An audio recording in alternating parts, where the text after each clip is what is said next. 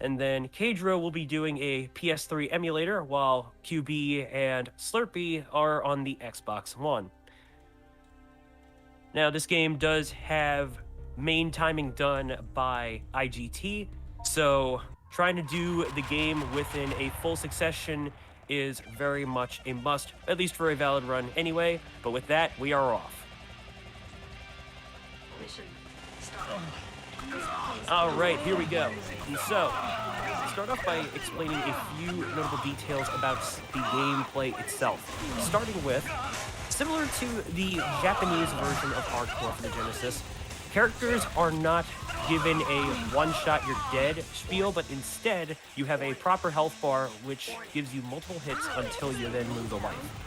Now, similar to normal Contra affair, if you do take a hit, you normally lose a power-up, but Sayori here does not necessarily get that sort of thing. It's mostly based on attack ups as far as the whole shebang goes, but in terms of the gun power-ups, those do not really matter all that much. Now, it's with that in mind that not necessarily all, but just about a lot of upgrades have been purchased. Technically, all of them have been in the case of the Sayori run, but if you were to look into the lab, which is a feature associated with the Rising mode, you would notice that some of the perks that you can purchase don't necessarily stack on top of each other. One would more or less override another. For instance, within the lives counter, you'll notice that each of our runners have a total of 30 lives, which is something that clearly is a reference to the good old Konami code associated with the Contra series. And in that case, that is the most expensive upgrade to purchase for just about any character. However, there are also individual live upgrades that you can get, in which you can up your total to at least 9.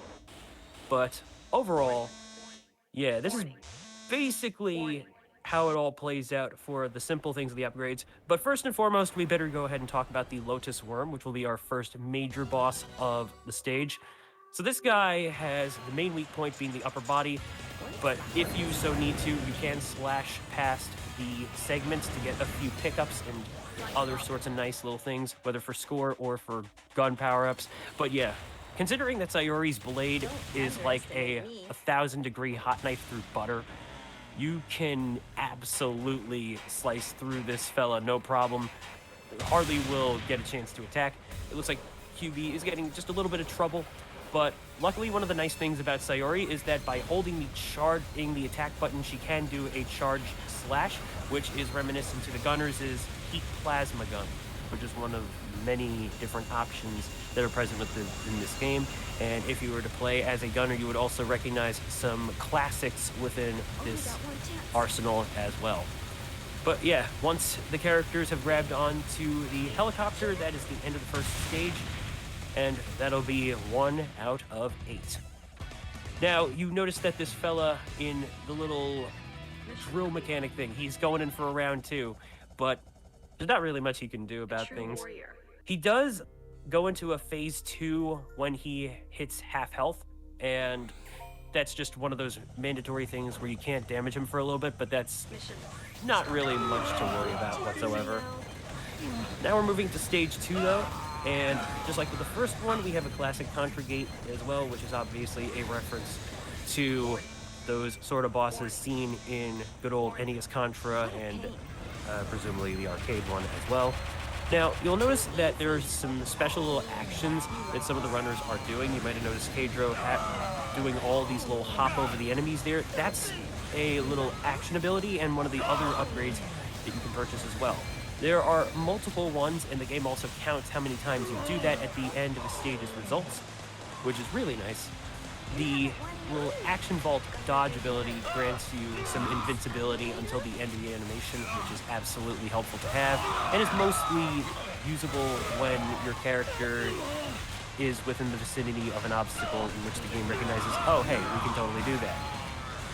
Alright, so now we're moving to the first of the mini-bosses, and this fella right here is within a sort of 2-phase sort of thing, but the first phase is just so simple. It usually does a little bomb strafe from the upper and lower routes, but then once you get it down, to 0 health, it'll then split into those 2 compartments in which you then have health bars for each, and then you just take those down, no big deal.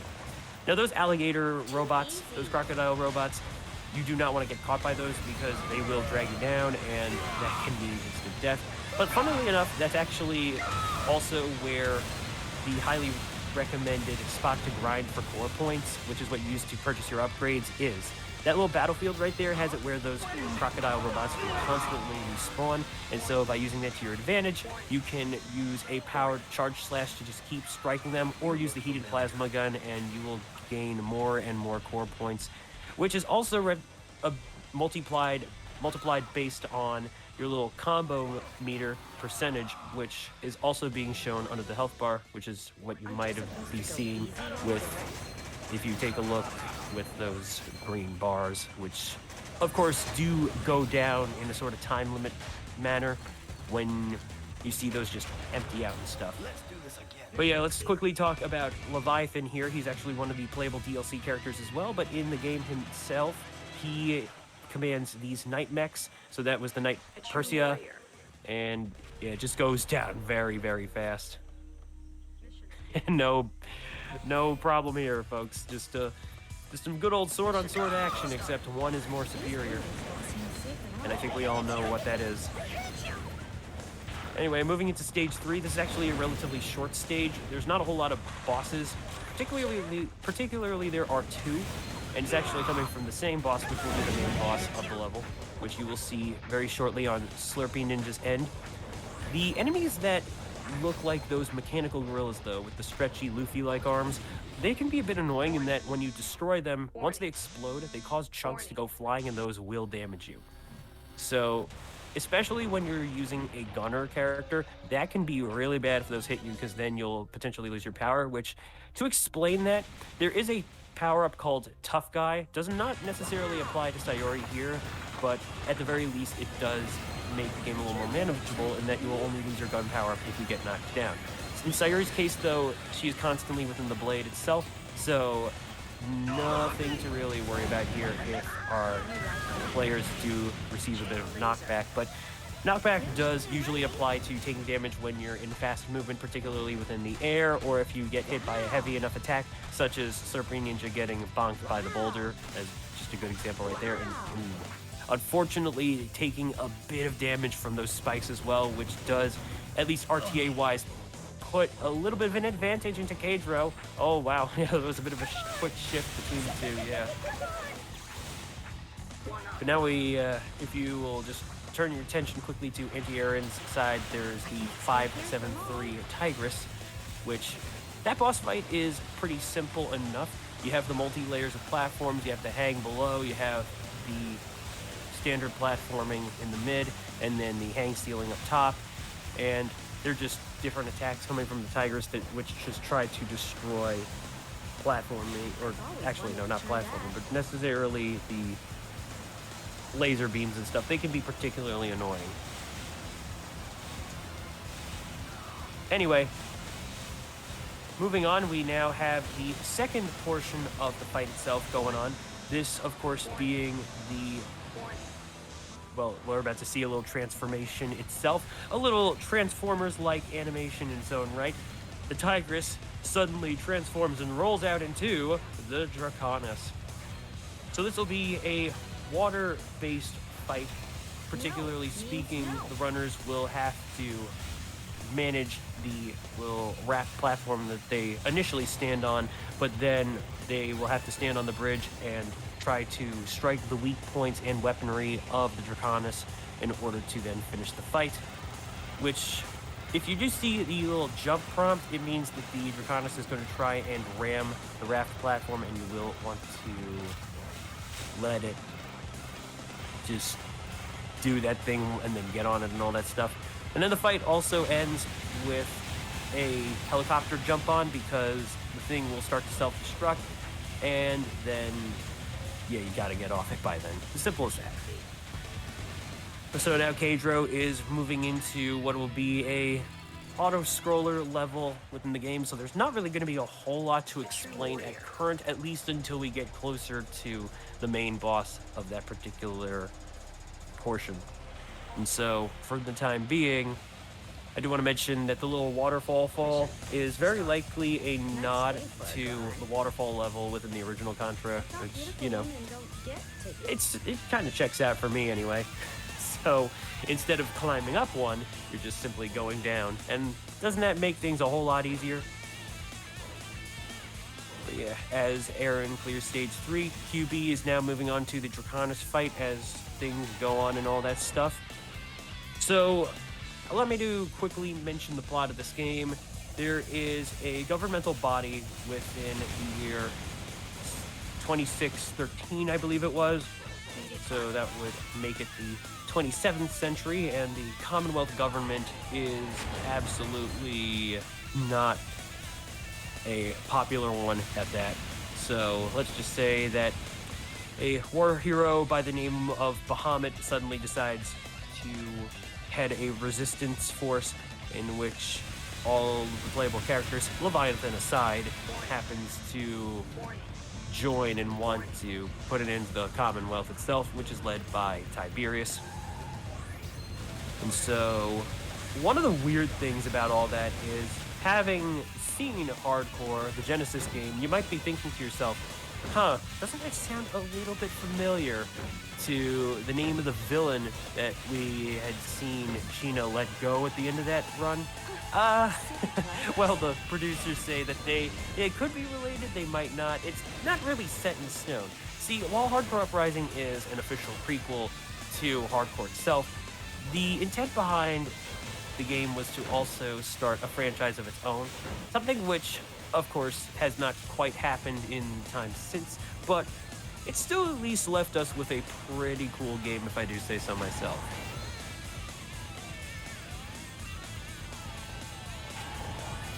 And so here we are, moving on to some more cars crashing into each other. Gosh, the Commonwealth sure does a horrible job trying to put together a task force when it comes to quite the case of road rage. Unfortunate. Not really much else to go over, but I do believe there is a particular mini-boss which I will admit my eyes were a little bit away from Kadroh and Slurpee Ninja's feeds, so I'm not necessarily sure if they took it on yet, but we will see soon enough. I imagine we have not quite done so. But all the same, I hope you're enjoying this run, because I gotta say, these 4 runners are just something else. I know I can definitely say I've seen Aaron and QB in action before, having even done commentary for QB's runs at a couple or a charity event. But then Slurpee Ninja, well, I can only say if it wasn't for Slurpee, I wouldn't have necessarily known about this game. So yeah, shout out to him. And then Kadroh, I wasn't quite familiar with it first, but yeah, no, I had a feeling that for these 4 players to be going against each other, yeah, this fella's skill is legit. Also, shout out to the Italian language.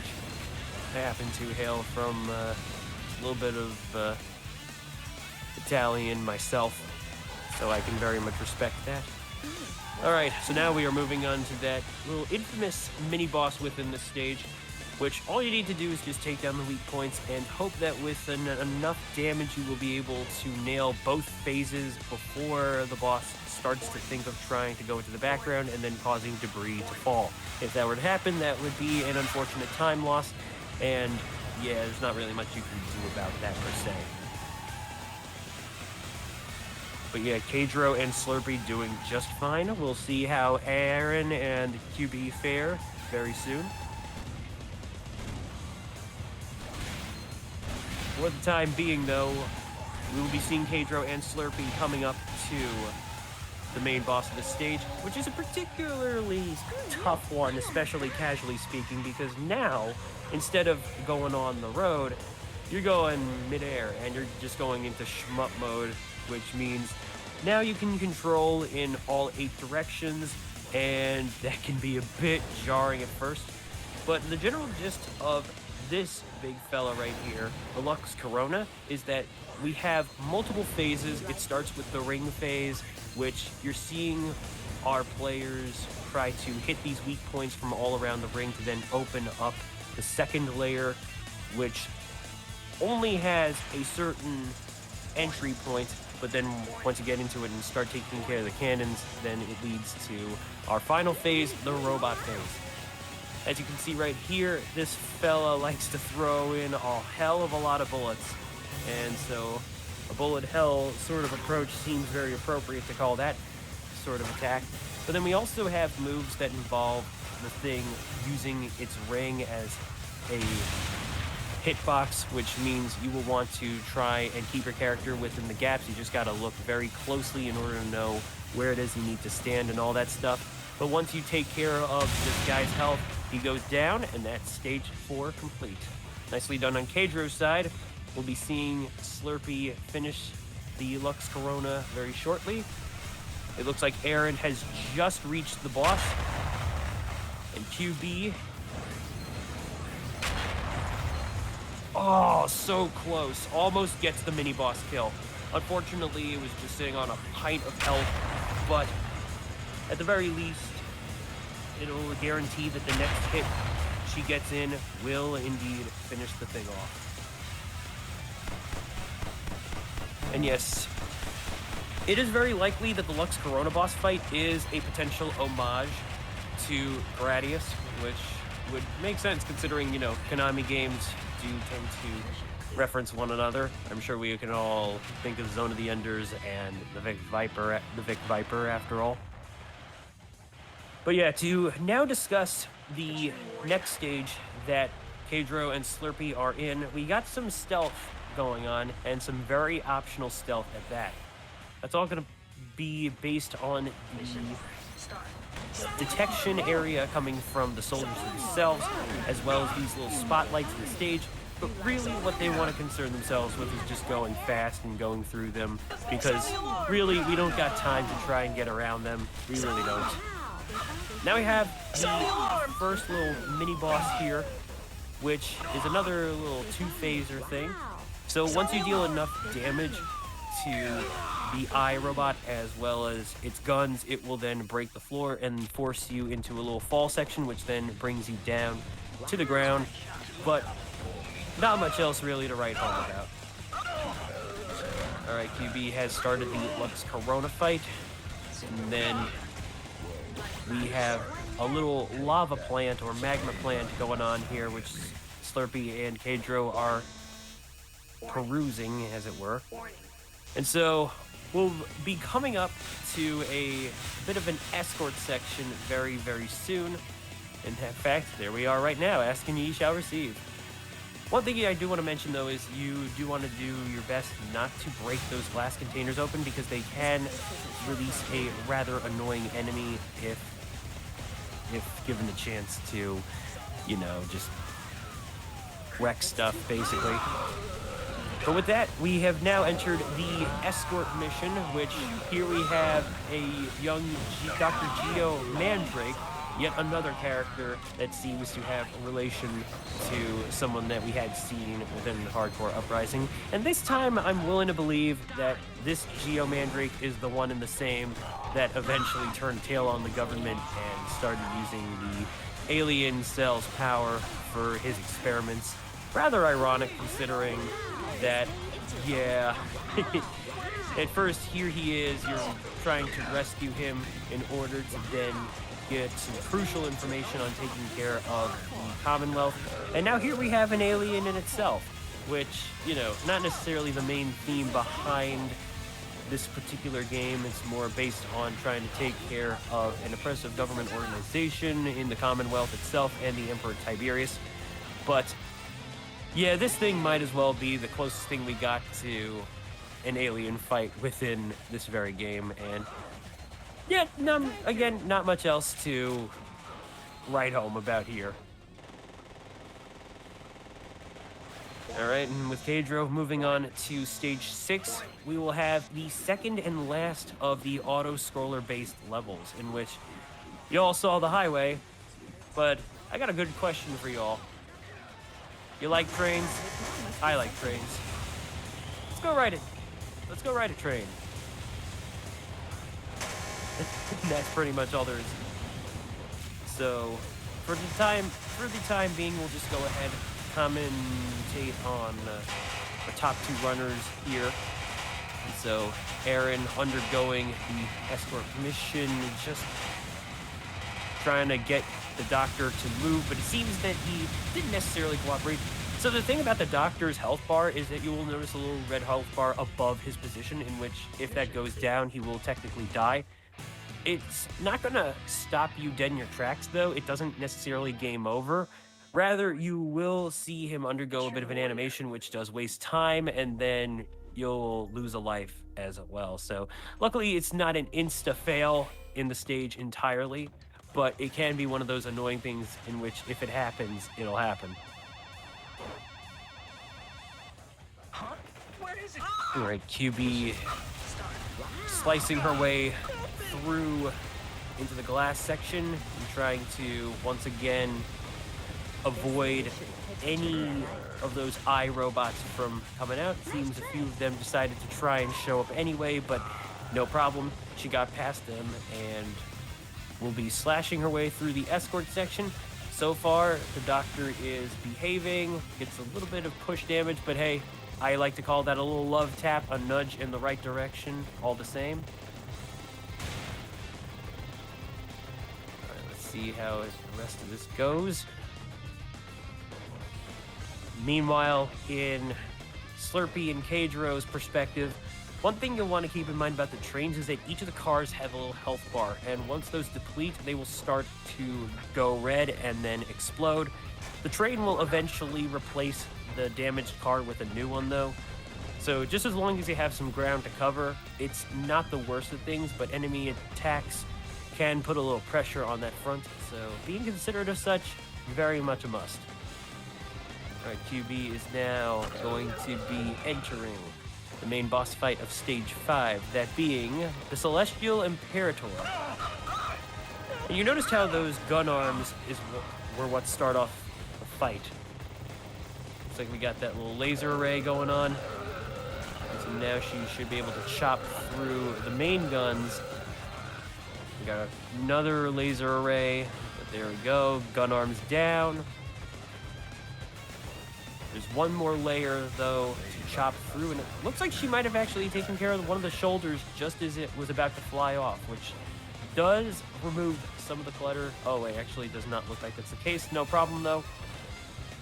The Celestial Imperator is now down, and QB will be moving on to Stage 6. Alright, so now to talk about the mid-boss of Stage 6, which we'll be seeing soon. Don't you all worry. But I hope we got some, well, I hope we got some train fans here, because Kadroh had to take out those 3 guns, and that's that. But now, we'll be working our way up to the second mini-boss, and the one that can really put a cork in the casual experience here and there. It'll be just a bit, but don't you all worry. You'll understand how it's all going to play out. I'll give a little bit of a preemptive explanation, though. So, there are 2 phases within this boss. It'll start off in a weapon form, a little vehicle form, and then it will turn into a giant robot, which will then start to chase you and removes one of the train carts as well. So he's only going to be vulnerable once the body comes into full view, which means that if he decides to suddenly run off, it can be a massive pain, and his attacks can also be hard to work with as well. But yeah, Kadroh taking care of the fight. Slurpee not too far behind, as it were. Now, one of the perks about this game being on the Xbox 360 is that, unlike the PS3, it is backwards compatible with future platforms as well. So it is possible to not only play this on the 360, but also the Xbox One, which again is what QB and Slurpee are doing, but also the more recent Xbox Series XS, which is absolutely fantastic. I haven't necessarily seen if it does that little nice thing where it adds 60 frames per second to just about any game, which if you have not seen Sonic Unleashed on a Xbox Series X or S, you absolutely owe it to yourself to do so. But yeah, with that kind of processing power, you can only imagine the wonders that it can do for the load times in this game. Actually, that is one of the reasons, though, that Aaron is running on the 360. As some of you may know, he is a world record holder within quite a few of the hardcore Uprising categories. And yeah, he is opted to go with one of the older hardwares just to give a bit of fairness for the sake of keeping us all within a similar viewing point, if you will. But yeah, after having just explained that, I did accidentally skip over the main boss of stage 6, no problem though. Slurpee and Kadroh have entered stage 7, so only one left after this. But now Aaron will enter the Mecha Boss. Now in stage 7, we have made our way to the Commonwealth's main tower base, and whenever you have a tower, the most obvious thing to do is go up. And so what better than to charge our way in and raise some hell. We got some elevators here, but there will also be some vertical climb sections that will feature a few interesting things, let's just put it that way, such as missiles, which in this first portion of the level, it will see some missiles trying to destroy the elevators. Overall, it's just a simple game of going from one position to the next. But yeah, I'm gonna quickly go over the Arachne fight, which Aaron has entered. With QB not too far behind. So at the moment, the Arachne fight is yet another vertical boss that has a couple of phases going, and overall, you will want to just stay attached to the train as best as you can. Knockdown damage is practically guaranteed, at least in situations like these. So you want to do your best to avoid things if possible, if you want to avoid losing lives. And nicely done on Aaron's side. And then QB taking care of the Mecha Boss fight. She will now be entering the Arachne fight as well. It is also something interesting to point out about what we're going to see in just a bit with Kadroh's side. Let's give it a moment. So you just saw him die right there. It wasn't quite it, but there we go. Second time's the charm. What exactly was going on there was, if he went a little bit further up, ooh, that's a little unfortunate. So what Kadroh was trying to do was avoid any helicopter spawns, because helicopters are fairly bulky enemies, and as it would turn out, if you let your character die at a certain point within the climb, they automatically warp up, and to the point that they will go past the enemy trigger point for the helicopters. One helicopter, though, isn't all that bad. If anything, as they say, better than nothing. It's not the worst bit of time lost, though, because with Sayori's will upgrade to, or rather ability to do those charged slashes, it can make enemies like the choppers easy picking and all that jazz. So now we have a vertical climb acceptance with missiles, and oh, there's a little unexpected development there. Slurpee Ninja's controller temporarily disconnected.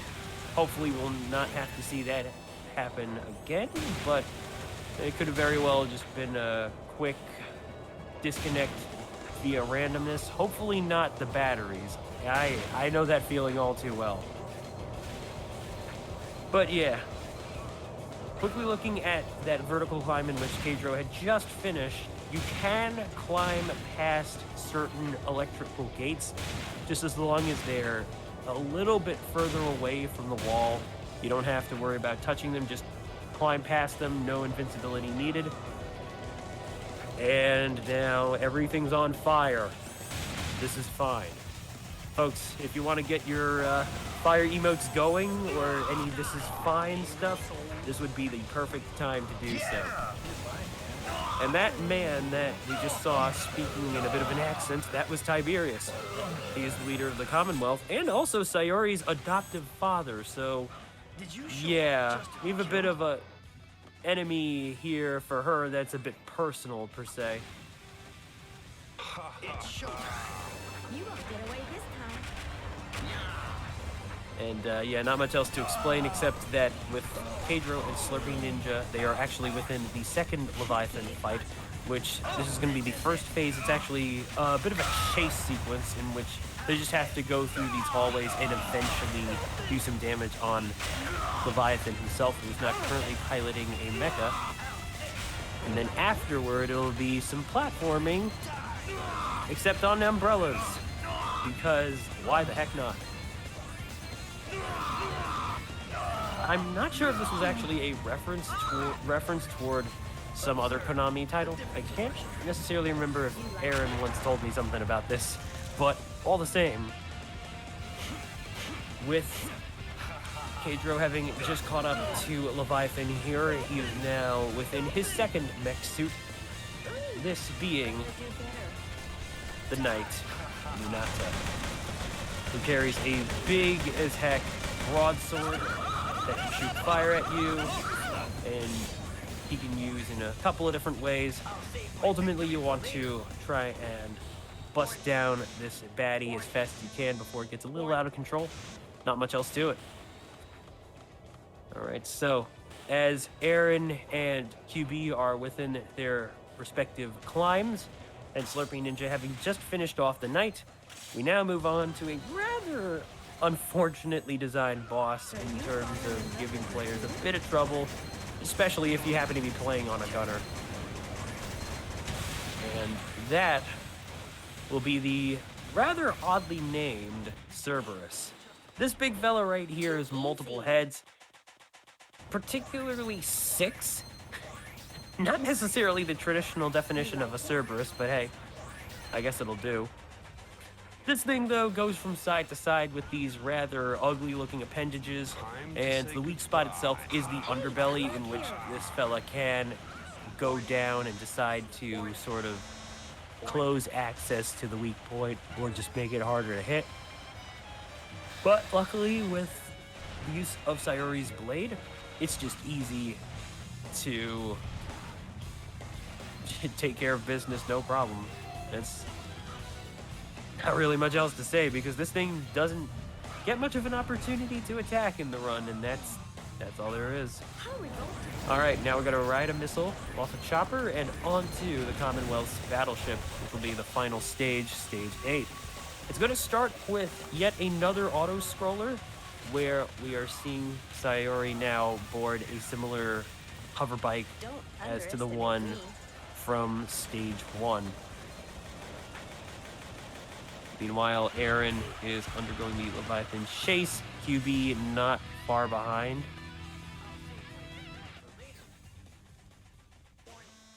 Now, those sniper enemies can be a bit of a pain. Those sniper bullets in particular are one of some attacks that can do quite a lot of damage to your health, especially take away one of your lives if you do not happen to have the maximized health bar. So those health upgrades really can and will come in handy. Other than that, though, once you've completed the first portion of Stage 8, it'll be time to move on to a bit of a gauntlet run. But, yeah, once more, let's get some fire or This Is Fine emotes going, as QB's side very much is the last chance to do so, at least within this portion of the race. We still got one more match overall, of course.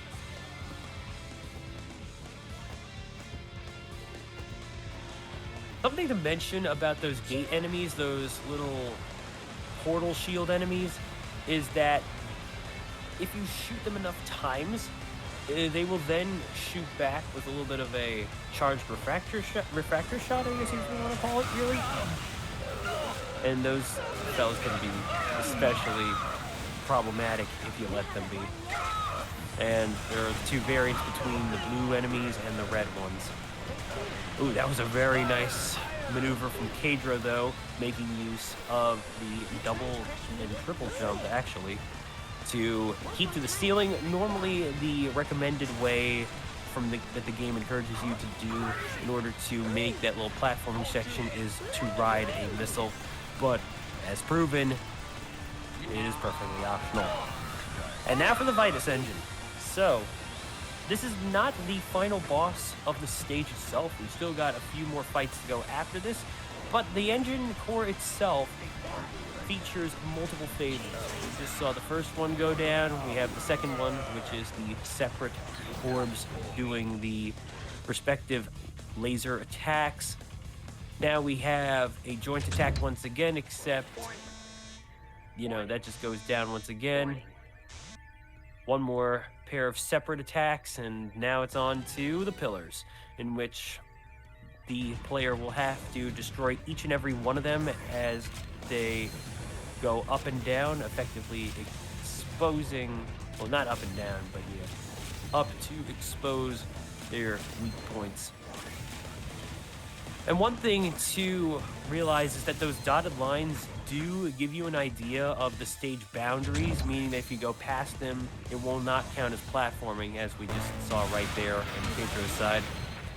And then the final phase for the Vitus engine will have this thing going into a bit of a bowling ball. It'll go back and forth for each time you hit it, and then eventually it goes down. Now, Kadroh has to get the heck out of there. But it's not going to be that easy. I do want to point out that QB has entered the Cerberus fight. So now we're going to see one more chopped abomination of an enemy going down. Getting a little bit of damage pushed back, but no problem. Doesn't even get back up. It just falters to the might of Sayori's swordsmanship. You again. Alright, so Kadroh has entered phase 1, already had entered phase 1 of the Tiberius fight. Tiberius will indeed be our final boss. We're going to explain how that phase goes on as we see it now going on with Slurpy's side. He switches between two types of attacks. One being he will use these energy projectiles and just try to fire them, and then he has the fist lunge attacks, in which he'll either do it on the ground or do a leap in the air. And as you saw, he does swap between those. He can get interrupted from an attack if enough health gets lost.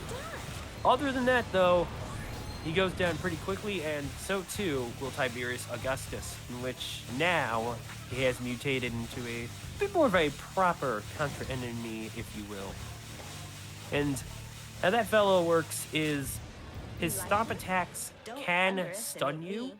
So if he does a stomp, you will want to be off the ground in order to avoid that. And then when the appendage goes into the wall, you can hang on it. He also has other attacks like creating those zombie clones of himself, but we're not really going to see much of that. We might see a bit of flamethrowing, but that's really all there is to it. And so now, one final phase to go.